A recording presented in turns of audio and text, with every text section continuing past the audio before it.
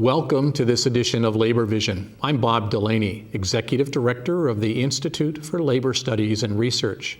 Labor Vision, a production of the Institute, focuses on topics of importance to working Rhode Island families. We hope you enjoy this evening's edition.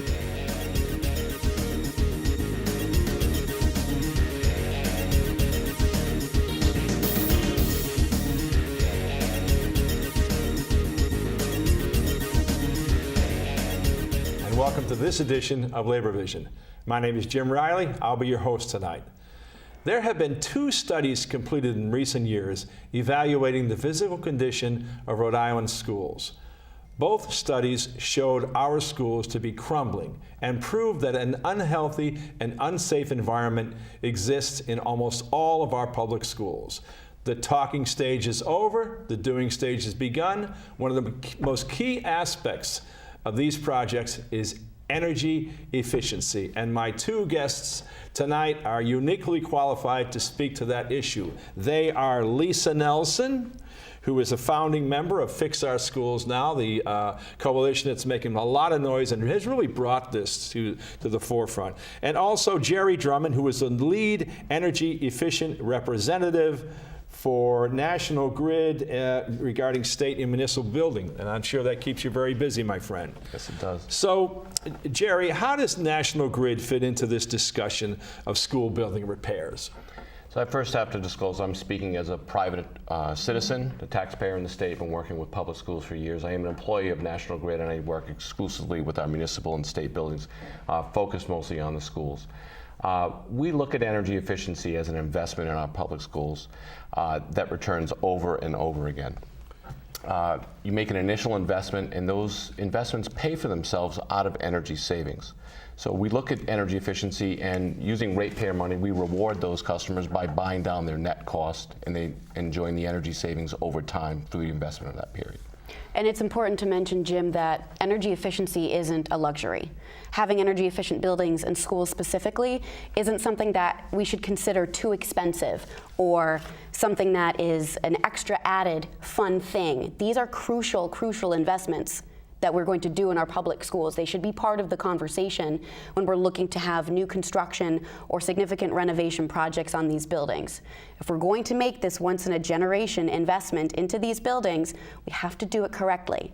That includes keeping track of where we're spending our money, making sure we're spending it wisely, and energy efficiency is one of those investments.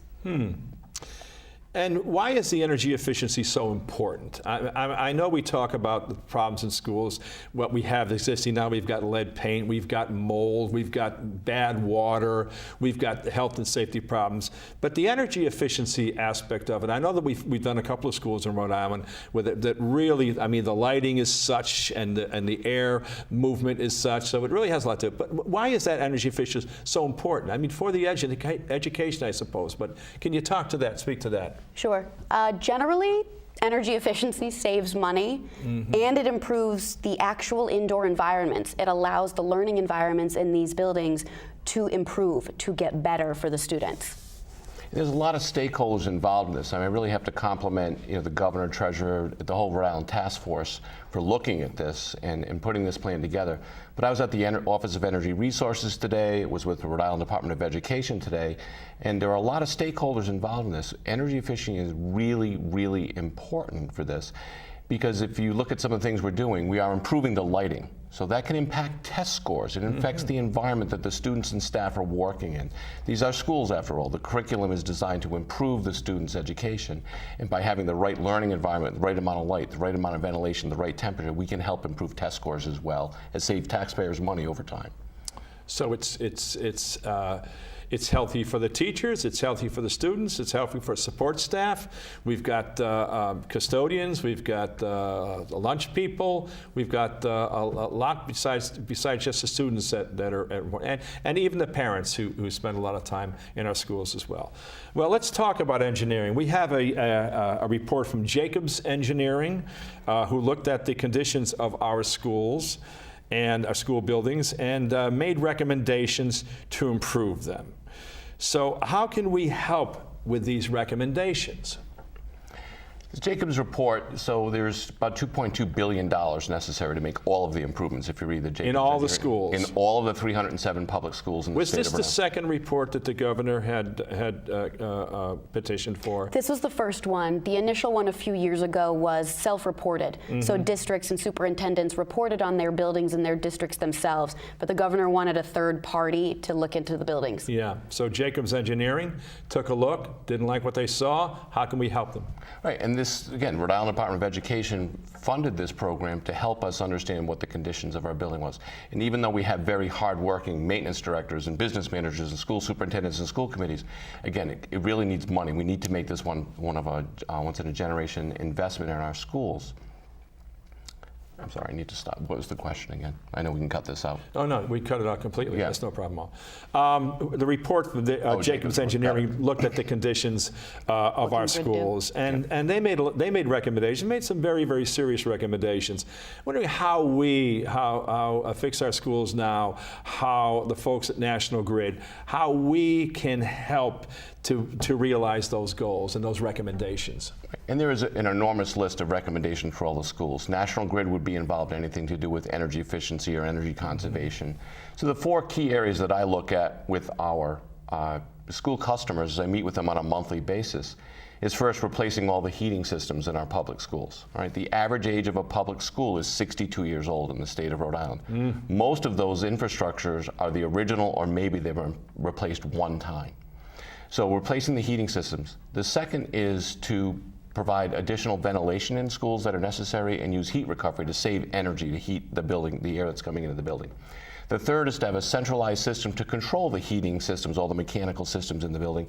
And the fourth is to have LED lighting with what they call smart controls. So we most have walked into a room where the light comes on, an occupancy sensor.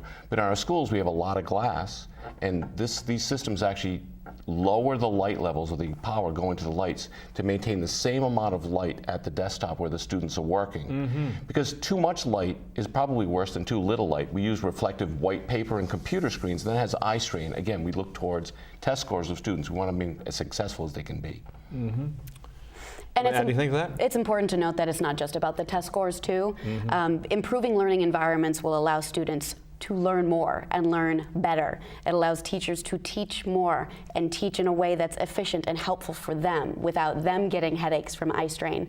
So cumulatively, the Fix Our Schools Coalition has involved students and teachers, businesses like National Grid, to identify their concerns. And of course, eye strain is one of them. And in working together, we've made these partnerships where we're able to not only identify the concerns, but develop ways to fix them in the future.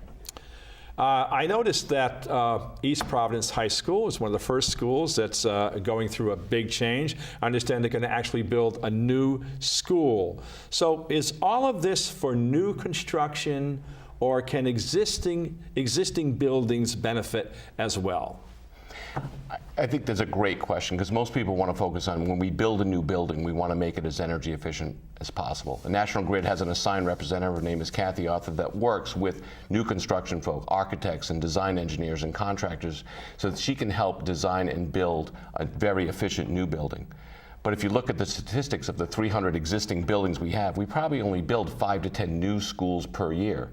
So for every one new school, we still have 40 or 50 existing buildings. We really need to focus on the existing buildings. In some of the meetings I've been to with the governor and the treasurer of the task force, a lot of the school folks say, we have good bones. We have good bones in our older buildings. They just need some love and some help to revitalize those systems. So yes, we have programs for both energy efficiency in existing buildings, that's what I handle, and Kathy Arthur assigns for new construction. Would you have any idea out of those 300, well, how many 307 schools. 307 schools. How many of them, and this is just a shot in the dark here, how many of them would require new construction? What percentage of them would probably just, like they did in East Providence, said, we're going to knock it down and build a new one? I don't know them. It's probably from the RIDE report. I imagine they're probably looking at 10, you'd have to see, 10% of those would need new. I think a lot of the communities, this comes down to money. You can certainly renovate a building a lot less expensively than you can build a new one. I remember one of the governor's stories she told. She went to one of the schools in Pawtucket, Potter Burns, which was a renovation project, not a new construction. She actually thought she was in the wrong school because it looked so new and so nice, so well renovated. So I think it's always up to the communities because they're going to be making the investments in their schools. Some schools definitely need new buildings, but I think we can revitalize most of those buildings, and the Department of Ed has some very clear statistics. If they're going to spend 60% or more to renovate an existing building, their recommendation is going to be build a new one. When will you get involved in the plans as far as the East Providence School? So if it's a new construction project, we encourage our customers to contact us as quickly as possible. So as soon as the voters have approved the bonding, they're hiring their architects and engineers, we would rather get involved earlier rather than later, because then we can influence the design, the systems that are going in those buildings. They certainly have to meet code requirements, but we want to reward them for above code. Remember, you're going to make an investment in your building. The energy a boiler consumes, for example, over the 20 or 25 years useful life, actually equals more than the cost of the initial investment. So if we can make that 10% more efficient than code, we can save the taxpayers a tremendous amount of money, and National Grid will incentivize the customer to buy the more efficient system. That's interesting. Talking about efficiencies, didn't Edgewood Highlands do a renovation recently? Right. So one of the Cranston schools, they replaced all of the mechanical systems. Again, older school, but good bones. Yeah. New heating system, cooling system, pumping system, lighting system. They've reduced their energy consumption by 40%. That's amazing. Think about that. We in public schools spend about $3 million a month, $36 million a year. Imagine if we could save half of what Edgewood Highland is. 20% of that. We could take $7 million a year of taxpayer money and reinvest that back into our buildings just by doing energy efficiency in those buildings. Healthy workplace and saving money. Yes. You want to add anything to that? I think it's important to remember that these aren't luxuries. Having Edgewood Highlands renovate and get brand new lightings and heating plants isn't something that was considered a luxury because they understood the value in it, not only in the saving of taxpayer dollars, but the fact that the environments for students, teachers, and staff have been improved. And that's a crucial point to remember. And I really want to compliment our Department of Education. So Rhode has joined an organization called Northeast CHIPS, the Collaborative for High Performance Schools. They have these energy efficiency as our standard. We want to be more efficient than code. We want to be more efficient because these are long-term investments. Sure. Average age of the school is 60 years. Yeah. I would expect the schools we're building today are going to last another 50 years. Let's put the best systems in we can now. 60 years from now, they won't be talking about the issues as importantly as they are this time. The first 60 is a lot different. So if a community is thinking about a new construction or renovation project, when in that process should they contact National Grid to start learning about options and incentives? So it's part of my job is to educate at all levels. So I've spoken to school committees, I've talked to Superintendents Association, business managers, and I meet monthly with the maintenance directors, the folks that are in the field looking at these mechanical and electrical systems in their buildings. And we educate them about different programs that we have. Again, I would rather be contacted earlier rather than later. But National Grid also offers incentive programs. For example, at the end of last year, we offered some heating improvements for steam buildings that are heated with steam. They're called steam traps. We offered those initiatives. We had enhanced incentives. I educated the customers. And almost every district in the state that had steam took advantage of those programs. Right now, my focus is on LED lighting. I'm educating them about our programs, working with contractors and distributors to get those as cost effectively as possible into our school districts. And then we had a bunch of freeze-ups, right? We had very cold weather. I'm also working with the schools that heat with natural gas to have some air sealing and weatherization to help avoid those freeze-ups and make it a more comfortable learning environment for students and staff. Lisa, you've made quite a name for yourself in this discussion about school building and repairs, and I know you're a founding member of the Fix Our Schools Now coalition. And anything you want to wrap this up with today about, I know that you've got a new position. Tell us about that. I've been working with the coalition for a while, and I'm hoping to be able to transition that into a bit of an initiative to help the voters understand why approving a $250 million state bond in November is important. So I'll be working on education and awareness going forward. So this new piece is kind of exciting for you. Can't wait. Yeah, okay, well, that's great. Well, thank you both for the great work that you do, and We're looking forward to having you come back on the show as this building boom starts going and more communities start getting bonding and getting the monies that they need to move forward and doing those important improvements on their schools. Thank you so much. And that's it for this edition of Labor Vision. We'll see you next time.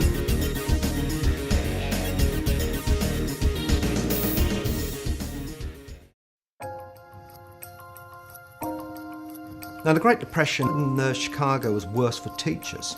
A lot of their income was being spent on giving food to the students, clothing the students. The Board of Education then started to pay them in scrip. In a lot of the cases, the shops wouldn't accept the scrip, or else they would accept them, but not at their face value. Many of the teachers were homeless. There was enormous deprivation.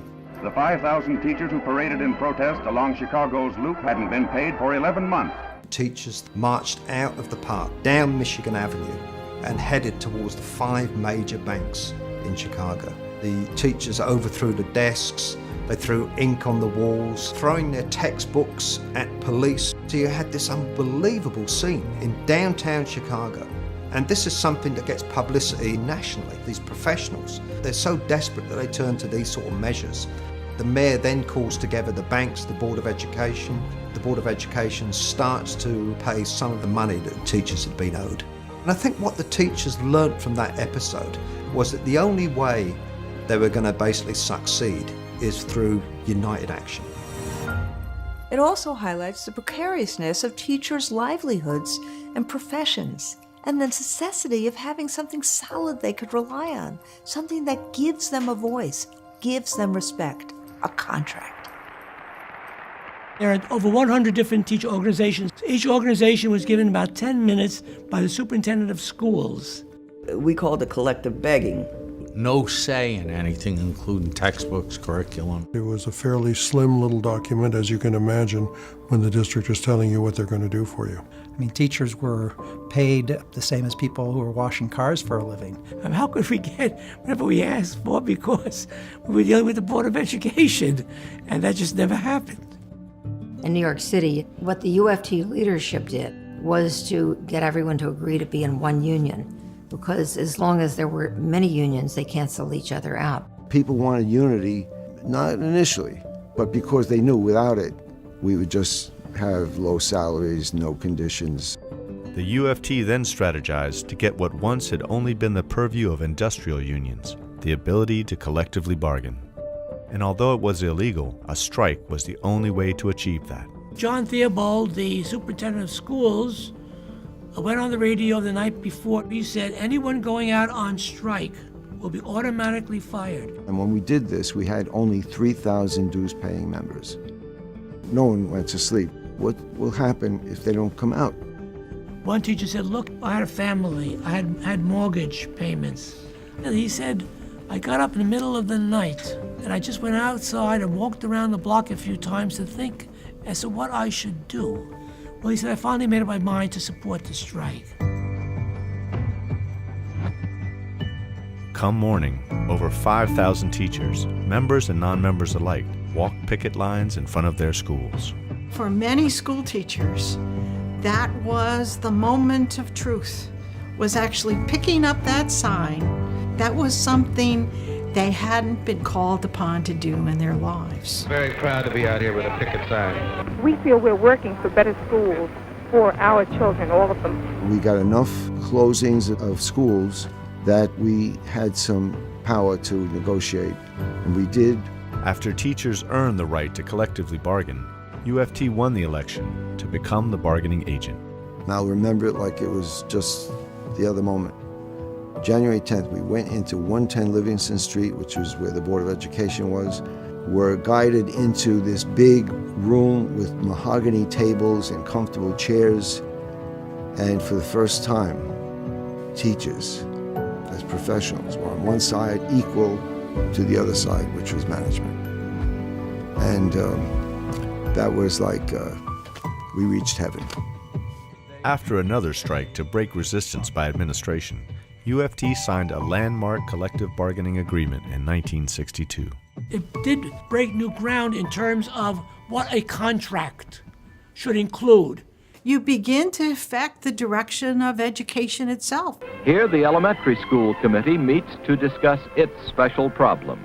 They can set limits on class size. They can do other things that assure that their working place is safe. Teachers get the ability to have a meaningful grievance process, a way to be treated as professionals, to not be beholden to the whims of administrators. New York City created the spark that ignited across the country. Teachers and AFT locals were inspired to fight for and win collective bargaining. In '64, it was Cleveland, Detroit, Newark, then Philadelphia, Boston, D.C., Chicago. With a wave of militancy that swept across the country, San Francisco was one of the points where people saw that. That's why we ended up with collective bargaining laws that recognized what we were doing. But often changing the law was not enough, especially with a stubborn superintendent. Robert Alioto believed that the union was a group of obstructionist, meddling teachers who had no right. District representatives wouldn't even bother to show up to negotiations, and when they did, they weren't empowered to make decisions. Finally, teachers had had enough and occupied the superintendent's office for 6 days. 7 teachers, then 2 paras joined us. We were referred to as the reprehensible lawless teachers during the 6 days. It was monotonous. The union office organized a rally every day, so we could look down and see the cheers and the songs and the support. We were able to prevail, and we began to have productive, meaningful negotiations with some substance. I think teachers said, wow, this is a force. The union had their backs. Union leaders and teachers across the country made great sacrifices for their rights, even serving jail time. And if this is the price that we have to pay for it periodically, then that price is going to be paid. Newark, New Jersey, site of one of the... They have to bust the union. And believe me, they're using everything in the books to bust you. The arrest started immediately, and very, very aggressively. They put you in handcuffs and put you in what was called a paddy wagon. It would be a pushover. Just arrest them, and they'll cry, and they'll go back. This was a survival of the labor movement as we saw it. The teachers were on their way to jail for Christmas. They chose the time. This way, they said, they would not miss school. I have a child who's going to be very lonely without me being there this Christmas. We had over 200 teachers. I received 9 months. Somebody pays that price for freedom. I didn't even want to be here. I was a school teacher. I would see the union movement and the spread of collective bargaining as a civil rights movement of people asserting that they will be voiceless no more. Our union continues to use that voice to this day. What I witnessed in Detroit, for example, are courageous teachers and school staff unafraid to speak out to bring attention to the really appalling conditions in their schools and demanding respect and fair treatment as professionals. When you work and don't get paid, it is wage theft. We sacrificed over and over again, and now the last sacrifice we had was our paycheck, and they actually took that off. So we decided enough is enough. Have our kids at the forefront of everything that we do. The teachers came in to distribute the information that parents need to know, that the community needs to know.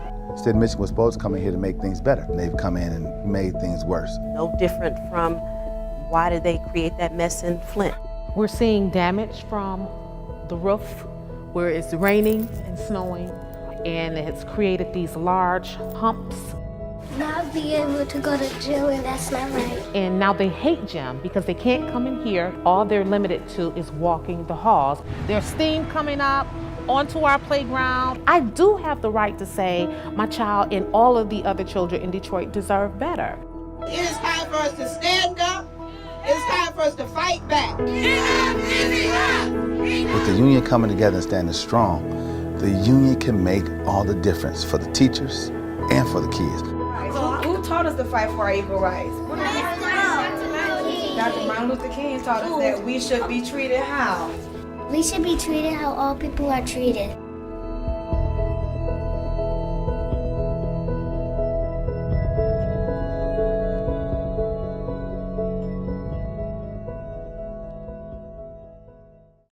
Thank you for joining us for this edition of Labor Vision. We appreciate your input and encourage your comments. Labor Vision can be seen on this channel 3 times each week: Tuesday at 7 p.m., Thursday at 8 p.m., and Saturday at 5 p.m.